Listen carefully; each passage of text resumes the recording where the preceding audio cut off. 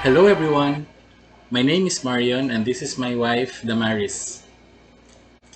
During the earlier part of the COVID-19 pandemic, there was a cartoon drawing which circulated in Facebook showing the devil proudly telling God that he was successful in closing the churches.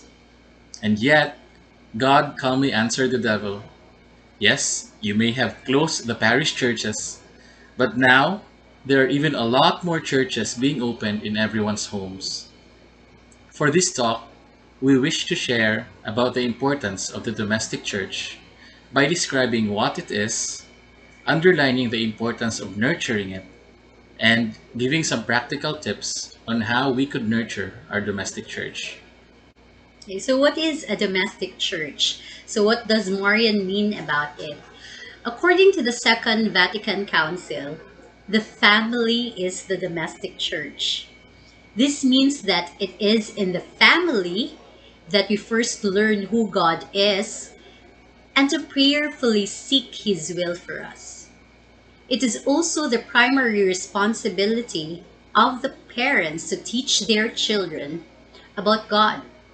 According to Saint Pope John Paul II, parents are the first and the most important educators of their own children, and they also possess a fundamental competence in this area. They are educators because they are parents. So it means that when God made us parents, automatically He made us into teachers of our children. The current pandemic has indeed thrown to us a lot of challenges that are unknown to our generation, like the closing of churches for health reasons, and with that, the limited access to the sacraments such as confession and Holy Communion. And yet, it has also provided us with a lot of opportunities to either discover new ways of strengthening our faith or to rediscover what was actually already there but was just put on the sides because of other competing priorities in our busy lives.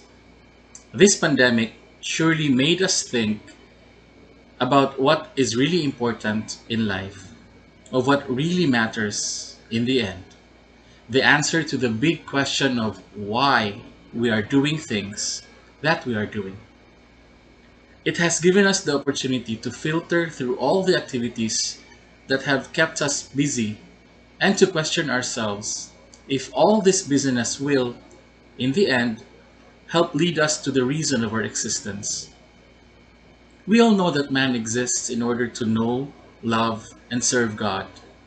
Therefore, our ultimate goal is heaven. The answer to the big why is for all of us to become saints. Isn't it wonderful to know that one day we will all be eternally reunited with our loved ones in the presence of the one who unconditionally loves us? This is the reason then for the need for each one of us to strengthen our family, the domestic church, because it will help each family member to reach the ultimate goal, which is heaven. And to show to you that this is doable, just try to read the stories of Saints Louis and Zélie Martin, the parents of Saint Therese of Lisieux. We also have Saint Augustine and his mother Saint Monica, whose prayers helped in converting her son from an unfavorable life while still a young man to becoming one of the great doctors of the church. Or Saint John Paul II, whose parents are now on the way to being proclaimed as blessed by Rome. And of course, someone close to our hearts, the story of Don Bosco and his mama Margaret, who was proclaimed to be venerable in 2006. These and a lot more show us that the domestic church can help us and our family members to become saints. Okay, so how to nourish our domestic church? So we are also a young family and we're trying to do the things that we have learned from our friends, from our family. So these are the things that we have learned. So one is to love your spouse and your children. One way to show your love is to give time. There is a quotation saying that love is spelled as T IME. Today, there are a lot of distractions, as simple as your cell phone, Netflix series, Korean novella, or your FB Messenger. These distractions will take away some of the time that is meant for your spouse or your children. Another is your prayer life. I love St. John Bosco's prophetic vision of the church in times of trial. He envisions the church as a large ship being tossed about to waves and enemy attack. Yet, in the midst of it all, the ship stays on the course and remains focused because of the two pillars that saved it from sinking. Do you know what those two pillars are?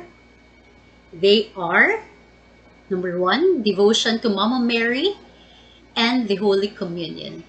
Unfortunately, as Marian said, we cannot receive the sacraments easily nowadays. If you have the opportunity to receive communion and do confession as family, please take that opportunity. And never underestimate the power of prayers, especially the rosary.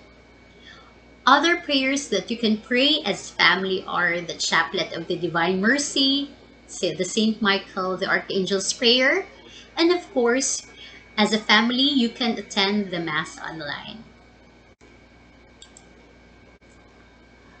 We also need to think about our brothers and sisters who are in need right now.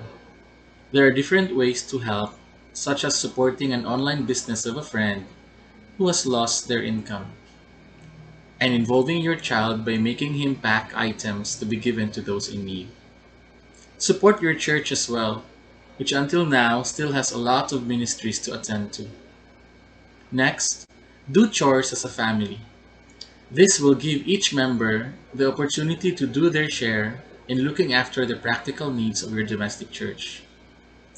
And lastly, for all the fathers out there, do your best to consistently lead your families into prayer. This is something that I personally find challenging, but I believe it is a very important ingredient in nurturing our domestic church. Seeing their father get on his knees and lead the family prayer will have a positive and lasting effect on children's personal relationship with God. I'm sure all of us want to have a better world.